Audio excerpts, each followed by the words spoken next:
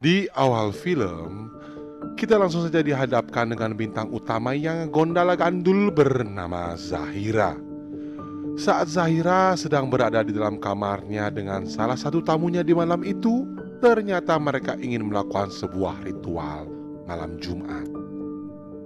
Namun sebelum prosesi itu dilakukan, Zahira memberitahu tentang apa saja yang tidak boleh dan boleh dilakukan oleh tamunya tersebut. Tanpa mengeluh sedikit pun, si dedek gundul yang sudah dalam mode aktif langsung saja menerobos gua keramat yang sudah rimbun akan rumput liar. Dengan raut wajah yang keenaan, Ronan bercerita mengenai dirinya yang baru saja ditinggal mati oleh sang istri. Nah, maka dari itu, Ronan berpesan seandainya ia keluar cepat, mungkin itu disebabkan karena ia lupa membeli jamu dari Nyonya Menir. Setelah itu Ronan menyuruh Zahira untuk menggunakan cosplay ala anak sekolahan saat ritual Jumat Kliwon itu berlangsung.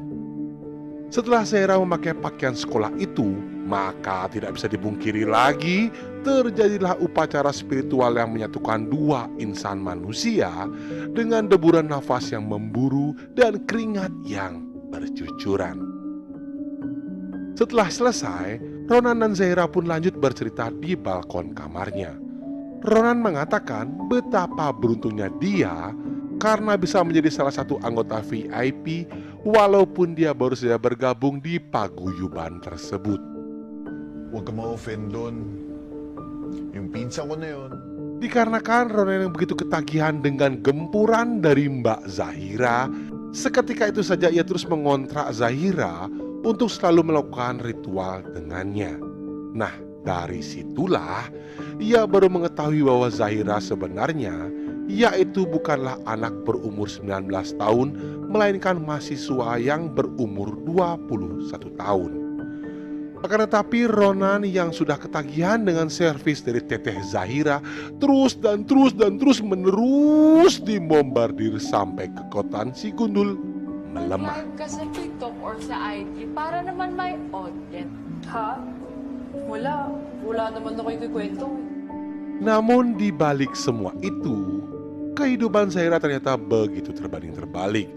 Pada siang itu ia tampak sedang mengikuti perkuliahan di salah satu universitas khusus wanita pada jurusan psikologi.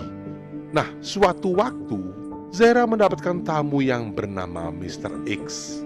Namun Zahira menolak ajakan dari Mr. X dikarenakan tamunya itu ingin melakukan ritual tanpa menggunakan helm SNI.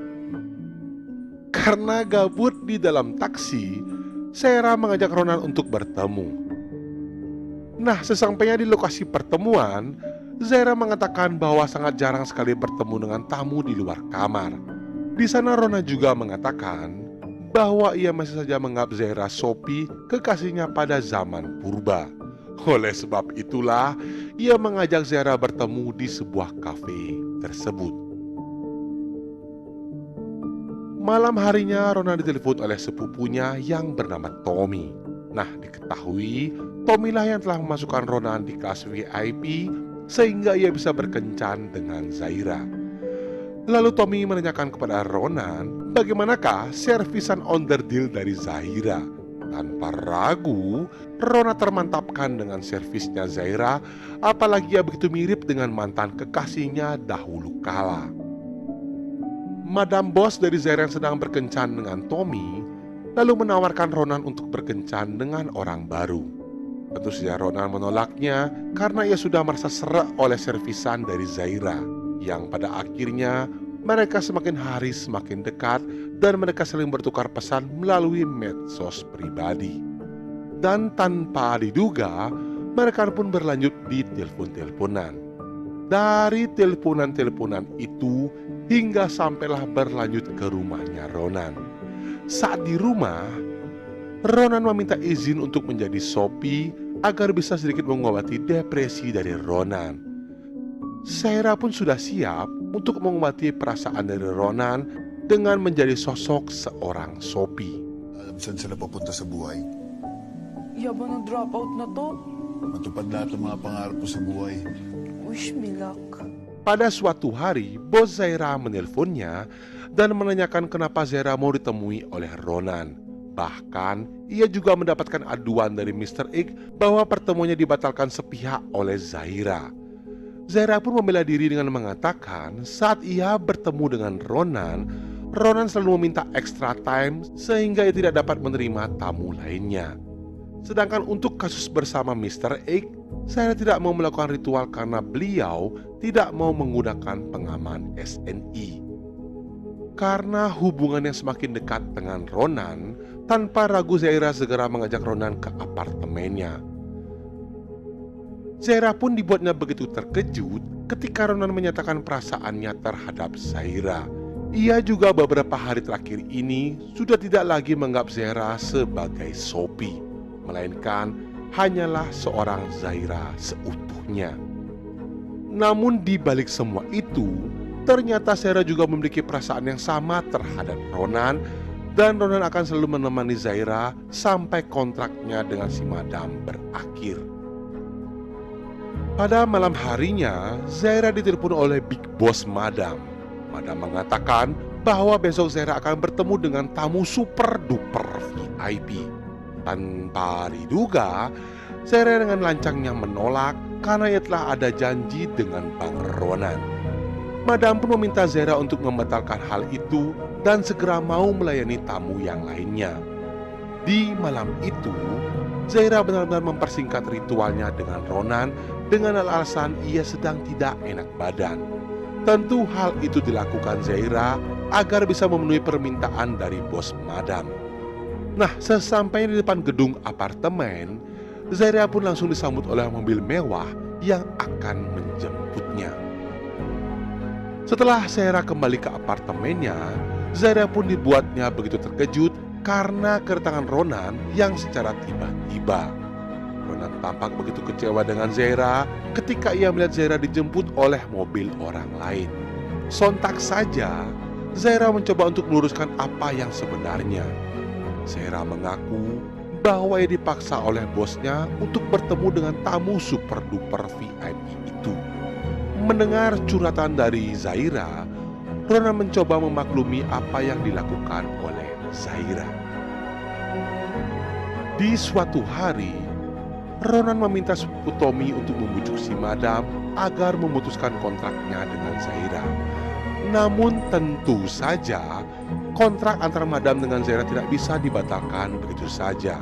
Bahkan Madam meminta Zaira untuk bertemu dengan tamunya 2 kali dalam 1 minggu.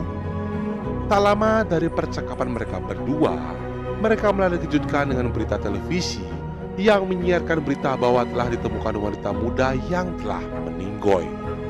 Dari sini terkuaklah sebuah fakta bahwa wanita yang ditemukan itu tidak lain dan tidak bukan adalah anak buah dari si Madam. Tentu saja si Tommy berkesimpulan bahwa Madamlah yang telah membunuh wanita itu. Kemudian scene berganti memperlihatkan Madam dengan asistennya yang tampak bingung mengenai siapakah pelaku yang telah membuat anak buahnya tersebut meninggal. Di situ ia berpikir bahwa sebelum wanita itu meninggoy, ia sempat bertemu dengan tamu super duper VIP. Namun tamu super duper VIP itu mengatakan bahwa setelah ia bermain dengan gadis cantik itu, ia dengan sangat yakin meninggalkannya dengan kondisi masih hidup dan sehat walafiat. This homicide does not bite me in the ass. Tanpa disadari oleh Zaira, kini di sekolahannya, ia sedang dimata-matai oleh 2 orang temannya karena mereka penasaran siapakah pacarnya Zahira. Dan ternyata salah satu teman itu adalah anak dari Mr. X. Malam harinya Mr. X menelepon Zaira dengan mengatakan bahwa ia akan menyebarkan foto-foto Zaira yang ia dapat dari aplikasi tersebut. Merasa takut akan statusnya yang terbongkar, Zaira pun lalu menyetujui ajakan Mr. X untuk melakukan ritual dengannya. Namun pada saat di atas ranjang bergoyang, nyatanya perlakuan Mr. X terhadap Zaira sangat begitu buas, layaknya seekor harimau yang sedang kelaparan. Setelah selesai, Zahira terpaksa harus dibopong untuk diantarkan pulang karena telah kehabisan energi spiritualnya. Sialnya lagi, Ronan melihat ketika Zahira dibopong oleh Mr. X saat menuju ke rumahnya. Di suatu hari, Tommy berkunjung ke rumah Ronan. Nah, di sana Tommy mendapati Ronan yang terlihat begitu murung.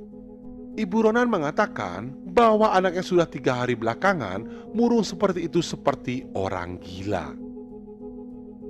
Scenes berpindah saat Zahira curhat kepada Madam. Ia menceritakan tentang Mr. X yang selalu saja memaksanya untuk melakukan ritual dengan paksaan. Tentu saja Madam akan membantu masalah anak buahnya tersebut dan akan menjadwalkan pertemuan mereka bertiga. Gusto mo ipa-entrapment natin? Yung school, pati yung sa pamilya ko. Dilanjut cerita, tiba-tiba Tommy dan Ronan kembali mendapatkan berita di televisi tentang meninggalnya seseorang setelah melakukan ritual. Zahira yang sedang berada di tempat terpencil lalu menelpon Ronan agar dapat berkunjung ke tempat tersebut. Nah, sesampainya di sana, Zahira berkata bahwa ia telah ditipu oleh Madam karena setelah mereka berdua melakukan ritual dengan Mr. X, Madam malah meninggalkan Zahira sendirian dengan Mr. X yang sudah dalam keadaan meninggoy. Lalu dengan tingkahnya yang aneh dan kasar, Ronan mengajaknya untuk segera pergi dari sana.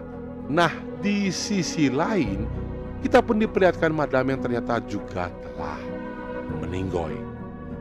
Nah, dari sini terbuktilah sebuah fakta di atas fakta yang sebenarnya. Ternyata pelaku tersebut adalah Ronan itu sendiri. Disitulah baru terungkap bahwa Ronan lah yang telah membabat mereka semua. Di sini juga kita diperlihatkan ternyata ialah yang telah mendorong Sophie sampai jatuh. Kemudian kita diperlihatkan Conan alias Ronan yang juga ikut-ikutan berakting meninggoy.